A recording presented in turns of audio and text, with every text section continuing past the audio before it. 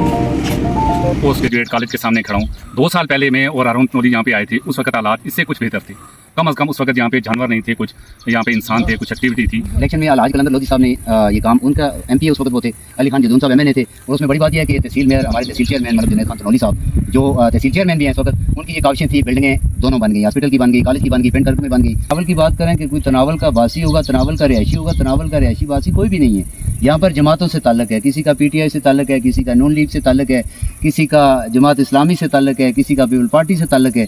तनावल से किसी का ताल्लुक नहीं है। एक शख्स है जिसने ये किया, उसको भी आज ये इसकी सज़ा मिल रही है। वो क्या सज़ा मिल रही है? आज 4 सालों से तहसील मेयर बने हुए, उसके पास कोई इख्तियारात नहीं, कोई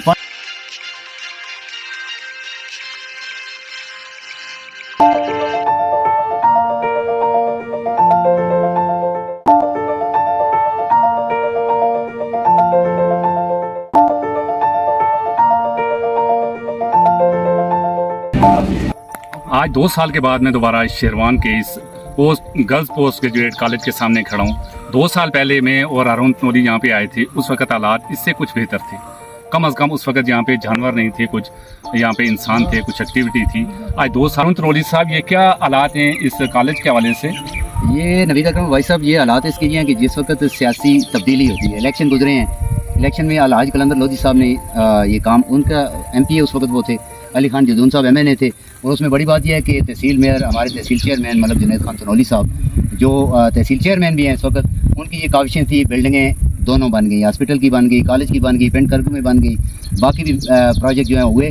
मगर अफसोस के साथ ये कहना पड़ता है, ना तो हॉस्पिटल अभी तक चली, ना ये चला कॉलेज, क्योंकि इसमें हमारी कितनी बच्चियाँ हैं जो यहाँ से एबटाबाद और दूसरे शहरों में वालिदैन जो है मूव कर चुके हैं अपनी बच्चियों को आला तालीम के लिए। यहाँ पर एक बहुत खूबसूरत शानदार बिल्डिंग होने के बावजूद अभी तक जो है इसको नहीं चलाया जा सका है, इसको डिपार्टमेंट के हवाले भी नहीं किया गया है और उसमें बहुत ज़्यादा मसाइल आगे बढ़ेंगे। और दूसरा ये, कुछ अरसे बाद ये बिल्डिंग जो है, इसके अंदर सामान जो है वो सारा ख़त्म हो जाएगा। आपने अंदर की हालत भी देखी है, अंदर जो जानवरों के फजले अंदर पड़े हुए हैं, बकरियां यहाँ पर हैं, भैंसें यहाँ पर अंदर जाती हैं, गाय यहाँ पर अंदर जाती हैं। अरुण तनोली साहब, आप सियासतदानों को तो कह रहे हैं कि यहाँ पे पहले ये थे, फिर वो आए, फिर वो आएंगे, फिर उनके बच्चे आएंगे, तो क्या यहाँ पे रहने वाले जो हैं, वो जिनके बच्चों ने यहाँ तालीम हासिल करनी है, जिनके बच्चों ने अपने बॉयज़ कॉलेज में तालीम हासिल करनी है, जिन्होंने उस हॉस्पिटल में अपना इलाज करवाना है, वो शेरवान की बड़ी आबादियाँ, वो लोग जो इन्हीं सियासतदानों को वेलकम करते हैं, इन्हीं को हार पहनाते हैं, इन्हीं के बस्ते उठाते हैं, तो क्या उनका काम नहीं है? यहाँ की आवाम का काम नहीं है? नवीद अकरम अब्बासी साहब, यहाँ पर बस्ते उठाने वालों की बहुत बड़ी एक तादाद मौजूद है, हर जमात के अंदर है। यहाँ पर जमाती है, यहाँ पर इलाकाई कोई भी नहीं है।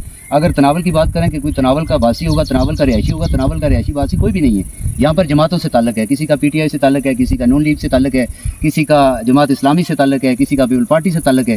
तनावल से किसी का ताल्लुक नहीं है। वो इससे ताल्लुक नाता ख़त्म कर लेते हैं। जिस वक्त बाहर कोई पूछा तो कहते हैं कि हम तनावल से हैं। जिस वक्त तनावल के हकूक़ की बात आती है तो उसके दिफा के लिए वो पीछे होते हैं।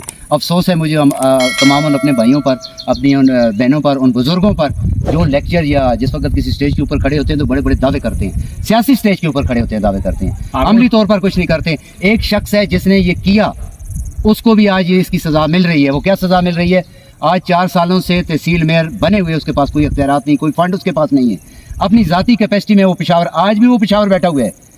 इस बजट में भी इस कॉलेज, उस हॉस्पिटल के लिए कुछ नहीं रखा है। वो ये कोशिश कर रहा है कि उन्हीं की क़यादत है, निसार सफ्तर MPA हैं, वो तो इधर तवज्जो ही नहीं देते हैं। वो कहते हैं इफ्तिखार खान, वो कहते हैं कि जी वो क्या करें जी, तनावल वाले वोट वैसे ही दे देते हैं।